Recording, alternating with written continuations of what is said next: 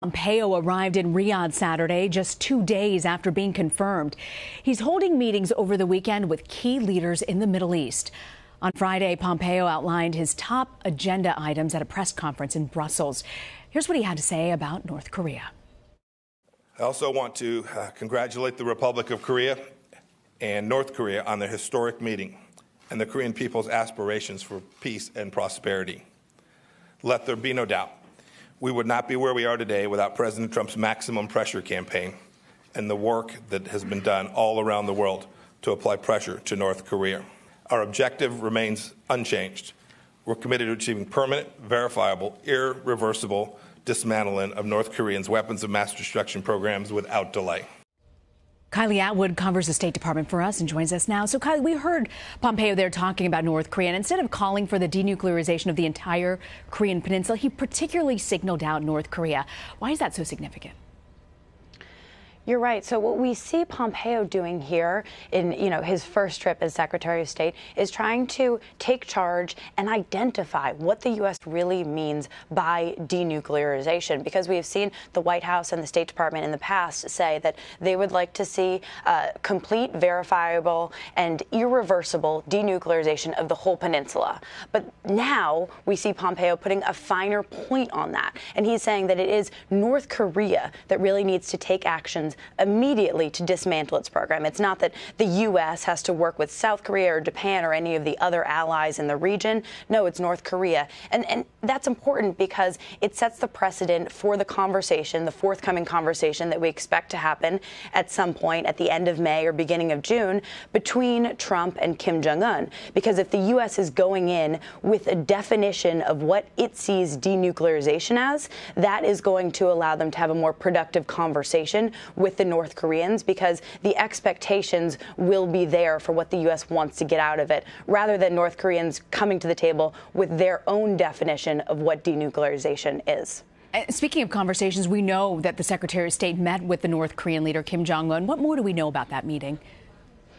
Yeah, so Pompeo met with Kim Jong-un when he was the director of the CIA. Now, just this week, he is confirmed as the Secretary of State, but he's going to maintain the North Korea portfolio, and people are really curious about what his meeting with Kim Jong-un was like. And he actually said that he wouldn't give us too many details about it, but he was cautiously optimistic. He got the sense that Kim Jong-un, he said, was serious. And so what that actually turns into is yet to be seen. But Pompeo is, as I said, casting this cautiously optimistic perspective here, saying that he thinks he's serious, but he's hesitant to get out ahead of his skis, if you will, and say that it is definitely going to lead to something, because as we've seen in the past, there have been past efforts that have failed. And Pompeo noted that in the same answer when he said that he thinks that the leader of North Korea is serious. So I want to turn to Iran, Kylie, for a second. We know that Iran's Foreign Minister Mohammad Jawad Zarif said that Trump's demands to change the nuclear deal, the Iran nuclear deal, are unacceptable right now.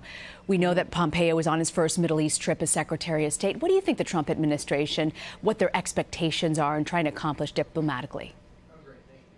So I think that for Pompeo, his first week as Secretary of State, he's going and meeting with the U.S. allies in the region who are going to be the ones that bear the brunt of the U.S. deciding if it's going to stay or leave the nuclear deal, the Iran nuclear deal. Expectations are that come May 12th, when that decision needs to be made by the president, that the U.S. is likely going to leave that deal. We saw the president of France this week, after he visited with President Trump, saying that he expects the U.S. to leave the deal for domestic political reasons. But I think that as Pompeo is out there having discussions with folks who are in Saudi Arabia, Jordan, and Israel, that's the third country that he'll be in, I think that his primary goal is to establish relations with the U.S. and say, look, even though we may be exiting this deal, we are still your partner, we are still your ally, and we are committed to maintaining that relationship.